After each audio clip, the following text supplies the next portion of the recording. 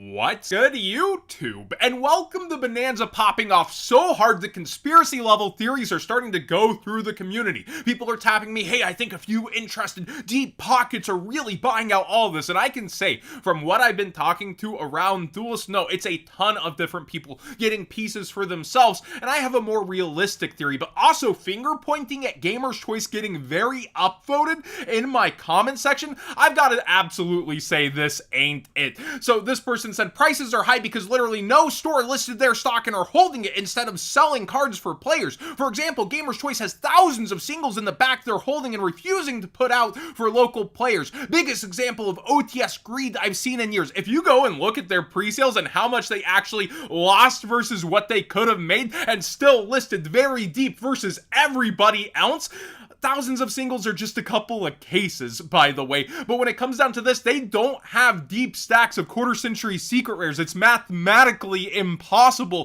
versus what you actually had to open to get into this set. Yes, they may have many different like secrets and plat secrets and stuff like that, but when it comes down to the QCRs, they definitely sold out on a super large scale. So I've got to say, when it comes into this, different things happened that people didn't expect, such as the ratios would stop there from being a wall from any singular vendor, and that it would be extremely easy to go for these, and it's causing the stampede that we're going to cover throughout even the middle and lower end of the set, specifically of the quarter-century secret rares, and even some plat secrets are starting to go, so you might want to look around at those. But when it comes down to it, I feel like high-end, low-end, it's too much, and what I think is happening is similar to a crypto craze, if I'm honest. And I think it's like when people think that something's going to pop off universally and they just want a piece, they're going into different little holes within what's happening. I don't think that's going to necessarily stay. Now, I never bet against draw cards,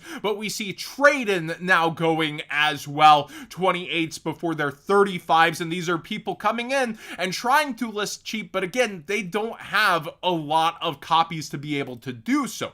Pot of Avarice as well, another draw card. You see again people coming in listing cheap versus the buyouts. There's two before it's $70 in listings from the buyout. Upstart Goblin, again, this is one I pointed out early, one of the few cards on the front page I'm actually covering today. It's a $50 card and it is actually selling at that $50 price point. People want 3 of those when they're going in. Trap Trick is one I actually kind of glazed over and should have pointed out. It's so generically good that it's going to be in any trap deck for the foreseeable future. How good and how many of those will come out is going to vary, but it's just generally good to have. So I think a lot of people are going through seeing cards like this rise and go, wait, okay, what was played? When was it played? How much of a future does it have in the game? And going with that along with past format stuff. Like Chimera Tech Overdragon, it does pop up unexpectedly in a few past formats besides Troop Dupe, and here it is at $15 now when it actually had to been selling for 6, 7, and there's so many double ups and there's so many actual sales after the fact of those double, triple, quadruple ups in the set. Here go the Charmer cards, which I feel like are kind of overestimated, yet they still could find their way into many decks in the future as a one-of slot, and then they were revered as this collectible, and this is actually going to take away from that rather than add to it, in my opinion. But a lot of people were waiting for chances of a nice version of these similar to Starlights.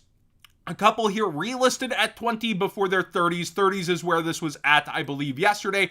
Dark is up towards the 30s right now. 35 before this one copy at 31 is gone. And then Win, which is one of the original most expensive ones, around 15 and then 20. It doesn't have as much of an immediate use as the other two might.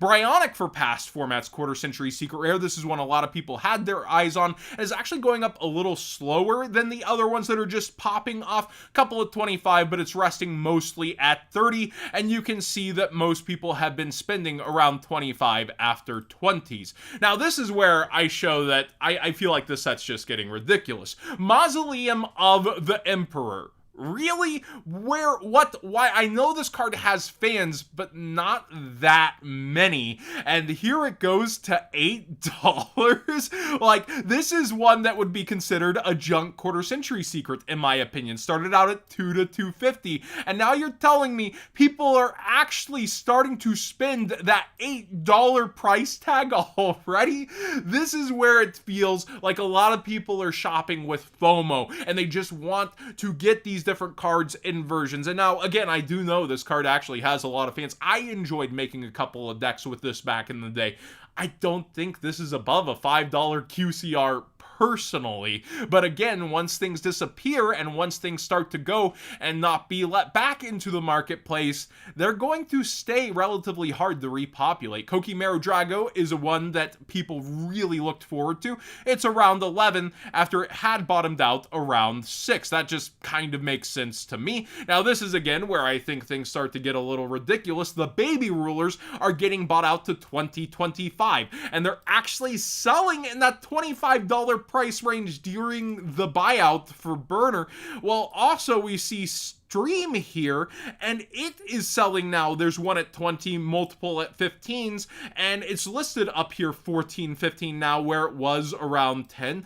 We have Lightning Dragon Ruler of Drafts. If I recall, this had a super rare already, if I'm not mistaken. It's around 14, 15 as well, and these are kind of outperforming the Dragon Rulers themselves in large for each of their respective versions. Here we go with Reactin, and it's at 15. This just screams something's up to me, but look at how many sales and how many people are going for this. Dragon Ruler is that format that a lot of people like, yet they don't like to play. I don't see it whipped out a lot, but people like to have access to the deck. So maybe it is genuinely a ton of people rushing to end up hollowing out their deck in what's considered highest rarity.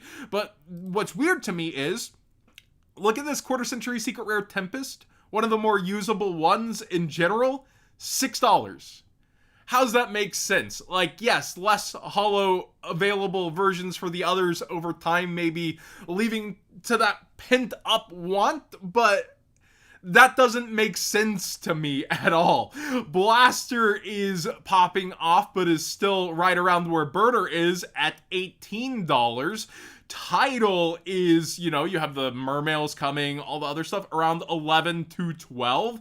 And then Redox is around 10. So again, performing worse than the baby rulers when you do have two different Dragon Ruler formats, babies, not babies. I don't know. Something just feels off to me about that personally, but people are, again, having such a massive set list, going through different things, and let me know what you think. Does it make sense to you? Are you a Dragon Ruler player and you're like, yeah, this is about right. People want and waited for those hollow versions. I just don't think that's the right order. Clockwork Knight over here is getting bought out, and then you have all the cheap, easy access versions, exactly what the set is made to do after this card got buyout out of buyout. I guess people are thinking, well, eventually they'll just go for the highest rarity, and those buyouts after buyouts.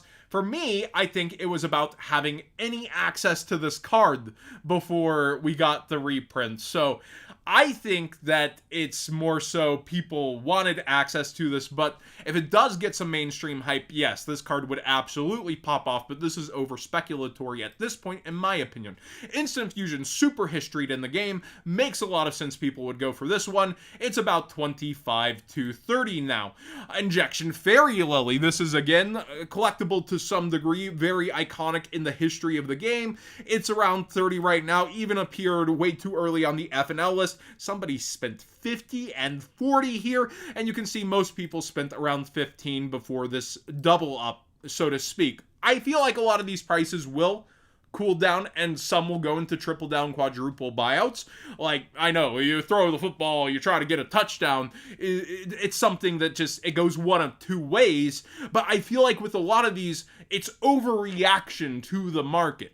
Like Dark Magician, the Dragon Knight here. I don't think this is a $50, $60 card. I love Dark Magician collectibles. I think they look great in quarter century secret rare. I think the collections come together well. I think maybe over a super long period of time this could have got here. It doesn't feel like in the immediate, even with how hard it is to get, it should be selling there. And it was $15. I feel like it's more 25 to 30. Somebody spent 85 during this clamor. That's crazy. That's insane to me. And then we see Rarity Collection 2 and people starting to reach back in here. We have like Solemn Judgments getting targeted. We have different cards that people are going for within here, and I think that will probably continue, like Blue Eyes Alternative. If you're really building nostalgia, quarter century, we had the Blue Eyes deck coming. Like, I feel like people will go towards stuff like this. I don't think it'll help the sealed all that much, but I think people will start to target certain ones in here. And then we also see that Plat Secrets are getting targeted, like a fresh buyout on Solemn as well. Polymerization, we got 2 different arts in quarter century secret here, and I feel like having one of each on a page would look pretty good. And this is one that I called before. It was doing okay overall. Maybe people look at that price tag and go, oh, I'll get around to it, and then they'll panic later. But I think it goes with the others instead of competing with them. And then Rarity Collection, when I was looking through here and how much stuff does have potential to go along with that, this set is probably one of the most scrutinized of all times by vendors and has actually settled just a hair over time. But I feel like with all this rush at Bonanza, even for these specific pulls, that people are then going to go and bolster their collection with past QCRs, and I feel like these 2 sets will get a lot of attention from that over time. So with it being so crazy, conspiracy theories everywhere in reaction to it when aren't there, I want to know your thoughts. I want to know what you think about this set. Is it specifically the pull rates that are making people go so crazy? Because that also stopped the vendors from being able to have that wall. Not, oh, they're holding it all back. All the vendors, Gamer's Choice, for example. No, it's that they listed. They sold their stacks. They made guaranteed profit as they do with every pre-sale, and they don't have a lot left in the tank. They've got to make sure orders that went out are fulfilled. Anything goes wrong, they can replace, etc. I feel like with this, it's actually a mix of it not being there, the ratios being so low, and now people scrambling, seeing the front end of this go and trying to get their piece. I love Summon Skull. I think it's 25 personally, and it has a market price of 40 right now. People are rushing at this, and then there's going to be Black Friday. Fuel on the fire, and people are trying to get ahead of that. I warned you all to get ahead of that, and I've had more people thank me on this set for having my takes than I have with any set since Rarity 1. So a couple of, I'm not a couple of years, about a year. I keep forgetting. Rarity 3, but they released 3 in about a year span. But when it comes down to it, I've had the more people thank me on this set than most sets in general. I've seen more money spend through my code, which is how I also know specifically Gamer's Choice sold so well. So when it comes down to everything happening here, I feel like it's easy to make things disappear. I think a mass market FOMO is happening with it, and maybe there are a couple of deep interested pockets moving on specific cards, but it's too many for just a few to be going through the whole set, in my personal opinion. Again, let me know what you think, though, especially with stuff like the Dragon Rulers versus Baby Rulers and how some things feel backwards. The set is so much to actually look through itself as well, 41 pages, that maybe some things are generally getting missed that people would be thinking about or going for, kind of like how I completely derped on Trap Trick and should have been ahead on that.